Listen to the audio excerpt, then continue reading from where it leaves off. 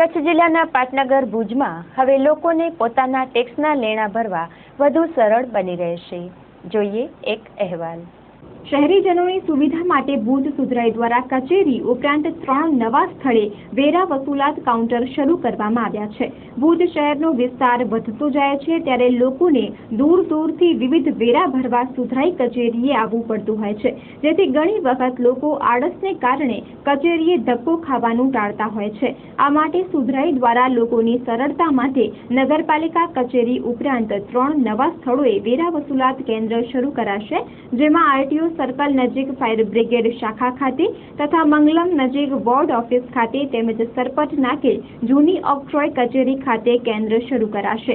આ કેન્દ્રો પર સવારે 8:30 વાગ્યાથી કર્મચારી હાજર રહેશે। સુધરાઈના ટેક્સ અધિકારી શ્રી હિતેન્દ્રસિંહે આ અંગે સંજળ ન્યૂઝ સાથે વાત કરી હતી। ભુજ નગરજનોને સુવિધા ઉપલબ્ધ થાય અને બહુ સારામાં સારી ટેક્સની વસૂલાત થાય એ હેતુથી અમે જે નગરજનો વસે છે અથવા રહેઠાણ છે એની આજુબાજુમાં અમે વસૂલાતના કલેક્શન સેન્ટર ચાલુ કરવા માગીએ છીએ અને 2 દિવસમાં ચાલુ પણ થઈ જશે। ખાસ કરીને અમે આરટીઓ બાજુ ફાયર બ્રિગેડ અમારું સ્ટેશન છે એની અંદર એક કલેક્શન સેન્ટર, ત્યારબાદ મંગલમ 4 રસ્તા એમાં અમારી વોર્ડ ઓફિસ છે એની અંદર કલેક્શન સેન્ટર ચાલુ કરીશું અને ત્રીજું સરપટ નાકાની બારે અમારે જે જૂની ઓક્ટ્રોય ઓફિસ હતી એની અંદર અમે વસૂલાત ચાલુ કરીશું। આના માટે હું નાગરિકોને એક ખાસ